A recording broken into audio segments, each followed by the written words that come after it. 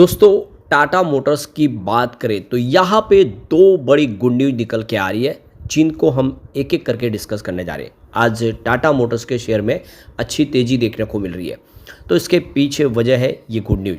अब आप देख ही सकते हो कि टाटा मोटर्स जो कंपनी एक समय बहुत भारी कर्ज में थी, वो कर्ज मुक्त हो चुकी है और आने वाले समय में ईवी सेगमेंट में कंपनी और शानदार करने को बिल्कुल तैयार है। वैसे तो इस समय इंडिया के अंदर ईवी सेगमेंट में कंपनी नंबर 1 पोजीशन पे है, लेकिन पिछले एक साल में इनका मार्केट शेयर कम हो गया क्योंकि दूसरी कंपनियों ने भी ईवी में नए व्हीकल लॉन्च करने शुरू कर दिए और इसका रास्ता निकाला है अब टाटा मोटर्स ने कि वो बेहतरीन और शानदार नए ईवी सेगमेंट में नए मॉडल लॉन्च करने जा रहे हैं और काफ़ी भारी भरकम खर्च करने जा रहे हैं, निवेश बढ़ा के अपने प्रोडक्शन की तैयारी कर रहे हैं ज़्यादा बढ़ाने की, ताकि फिर से कस्टमर उनकी तरफ आए। क्योंकि सेफ्टी रेटिंग में टाटा मोटर्स हमेशा बहुत ही बेहतर रहा है दूसरी कंपनियों के मुकाबले।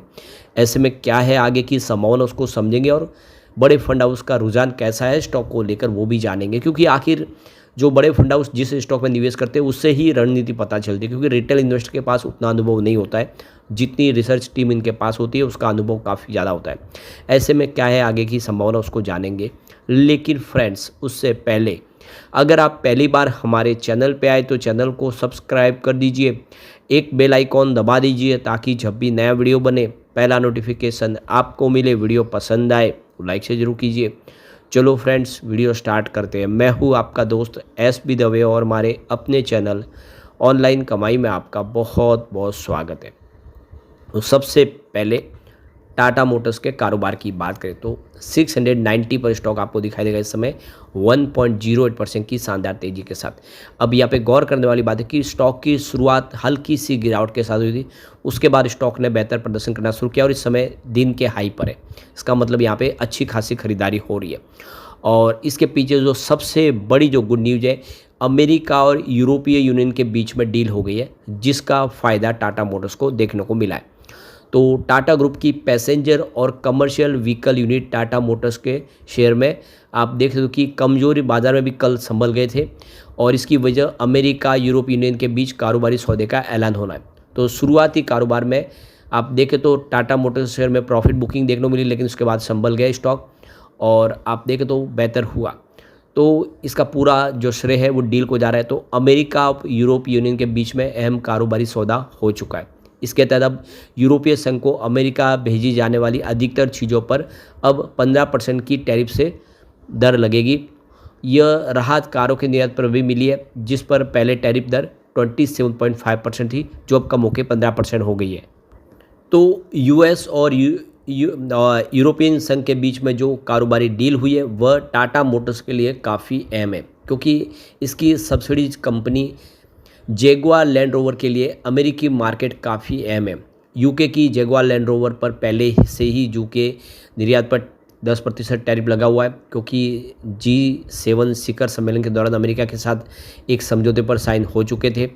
ब्रिटेन अब यूरोपीय संघ का हिस्सा नहीं है। इसके अलावा स्लोवाकिया में भी इसकी मैन्युफैक्चरिंग यूनिट है, जो कि 27 देशों के समूह EU का हिस्सा है। इस प्लांट से निर्यात का अधिकतर हिस्सा अमेरिका को जाता है।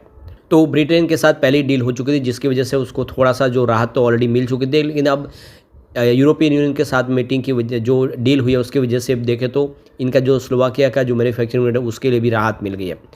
अप्रैल महीने में जैगुआर लैंड रोवर ने अमेरिकी रेसिप्रोकल टैरिफ के चलते अमेरिका को निर्यात अस्थायी रूप से रोक दिया था, लेकिन फिर इसे मई में शुरू कर दिया गया। हालांकि कंपनी ने यह नहीं स्पष्ट किया है कि स्लोवाकिया से कितनी कारें अमेरिका को भेजी जाती है, लेकिन पिछले साल 2024 में वैश्विक होलसेल वॉल्यूम 22% बढ़ा है। स्लोवाकिया प्लांट में जैगुआर लैंड रोवर का डिफेंडर मॉडल बनता है। टाटा मोटर्स के शेयर की प्रदर्शन की बात करें, पिछले साल 30 जुलाई 2024 को यह 1179.05 के एक ज़बरदस्त हाई पर था। यह एक साल का रिकॉर्ड हाई था। इस हाई से 9 महीने में 53.98% गिरते हुए स्टॉक 7 अप्रैल 2025 को 542 पर आ गया था। ज़बरदस्त गिरावट हुई, कीमत आधी से भी कम हो गई। दूसरी एक और जो बड़ी गुड न्यूज़ निकल के आ रही है, टाटा की इलेक्ट्रिक एसयूवी को लगातार ताबड़तोड़ बुकिंग मिली और 7 महीने का वेटिंग पीरियड शुरू हो चुका है। एक बहुत बड़ा अचीवमेंट अब टाटा मोटर्स के हैरी रिवी के लिए दिखाई दे रहा है। लोगों का रेस्पॉन्स बहुत ही ज़बरदस्त है कंपनी के इस मॉडल को लेकर। तो भारत में हैरियर ईवी के जरिए टाटा मोटर्स ने इलेक्ट्रिक एसयूवी सेगमेंट में बड़ा धमाका किया है। यह कंपनी की अब तक की सबसे एडवांस इलेक्ट्रिक एसयूवी है। इसकी ज़बरदस्त डिमांड से एक बात तो साफ हो गई है कि भविष्य जो है इलेक्ट्रिक व्हीकल का ही है और आने वाले समय और नए व्हीकल आएंगे। तो टाटा हैरियर ईवी की बुकिंग शुरू होते ही केवल 24 घंटे में 10,000 से ज़्यादा लोगों ने इसे बुक कर लिया। यह आंकड़ा दिखाता है कि लोग इस नई इलेक्ट्रिक एसयूवी को लेकर कितने उत्साहित हैं। अगर आप भी हैरियर ईवी को खरीदने की सोच रहे हैं तो आपको इंतज़ार करना पड़ सकता है। तो अलग अलग मॉडल के हिसाब से देखिए तो हैरियर ईवी एम्पावर्ड ST75 12 से 15 सप्ताह का वेटिंग पीरियड है। हैरियर ईवी एम्पावर्ड QWD75 12 से 15 सप्ताह तक आपको रुकना पड़ेगा। Harrier EV empowered QWD ST का भी 12 से 15 सप्ताह का वेटिंग पीरियड चल रहा है। और इसके अलावा एम्पावर्ड 75 KWH की बात करें तो हैरियर ईवी एम्पावर्ड 75 12 से 15 सप्ताह का कार्य यहाँ पे वेटिंग पीरियड है। यहाँ तक कि एडवेंचर 65 KWH की बात करें तो यहाँ पे तो 28 से 30 सप्ताह का इस समय वेटिंग पीरियड चल रहा है। इसमें जितने मॉडल हैरियर ईवी एडवेंचर 65 का भी इतना ही 28 से 30 सप्ताह का। हैरियर ईवी एडवेंचर S65 का 18 से 21 सप्ताह का वेटिंग पीरियड है। और Harrier EV adventure S65 ACFC का भी 18 से 21 सप्ताह का वेटिंग पीरियड है। फेयरलेस 65 KWH की बात करें इसका भी 18 से लेकर 21 सप्ताह का वेटिंग पीरियड है अलग अलग मॉडल के ऊपर। तो क्लियरली आप समझ सकते हो कि बहुत ज़बरदस्त यहाँ पे रेस्पॉन्स देखने को मिल रहा है। अब यहाँ पे देख दो कि इसकी जो बैटरी है बहुत ही पावरफुल बैटरी है।